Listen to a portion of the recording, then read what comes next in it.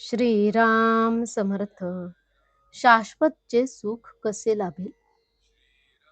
असे पहा, एखादा प्रवचन करणारा घ्या किंवा मोठा वैदिक कर्मे करणारा घ्या. त्याला त्यापासून समाधान मिळते असे नाही. तो असमाधानातच असतो. कळू लागल्यापासून आपण सदाचाराने वागत असून आणि देवधर्म करत असूनही आपल्याला समाधान लाभत नाही. याचे काय कारण? तर आपले ध्येय निश्चित झालेले नसते. आपण नीतीने वागतो ते लोकांच्या भीतीने. कारण आपण वाईट वागलो तर लोक आपल्याला नावे ठेवतील. लौकिकासाठी केलेले कर्म कधीही समाधान देऊ शकत नाही. पापकर्म करणाऱ्यालाही समाधान लाभत नाही. कारण त्याला सुद्धा आपण करतो हे वाईट आहे असे वाटतच असते. एकदा एक गृहस्थ माझ्याकडे आला आणि म्हणाला, देवापाशी काही न्याय नाही, तो अगदी अन्यायी आहे. मी त्याला विचारले, असे झाले तरी काय?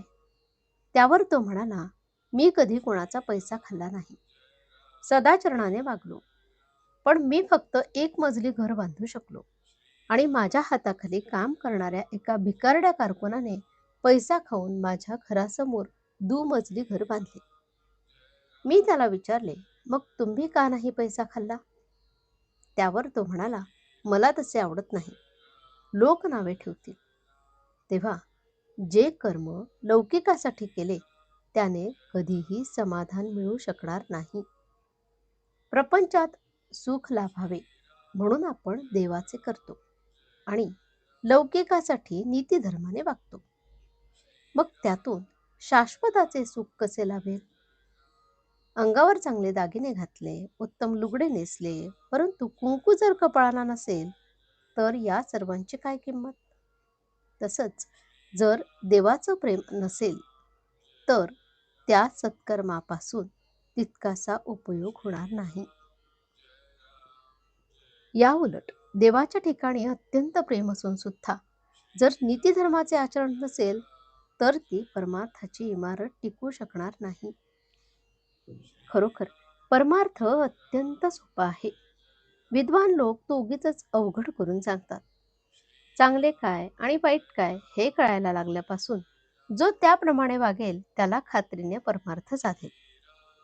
परमार्थ तीनपैकी कोणत्याही एका गोष्टीने साधू शकेल. एक, देहाने साधूची संगत. दुसरी, संतांच्या वाङ्मयाची संगत आणि त्याचप्रमाणे पुढचे आचरण. आणि तिसरी, भगवंताचे नामस्मरण. नाम घेतल्याने त्याची संगत आपल्याला अखंड लाभू शकेल. संतांनी सांगितले ते संशय न घेता विश्वासाने करणे ही पहिली पायरी आणि ते पुढे निश्चयाने, श्रद्धेने आणि प्रेमाने चालू ठेवणे ही शेवटची पायरी. हाच शाश्वत समाधानाचा मार्ग आहे. आजचे बोधवचन: जग काय म्हणेल म्हणून वागणे याचे नाव व्यवहार, भगवंत काय म्हणेल म्हणून वागणे याचे नाव परमार्थ.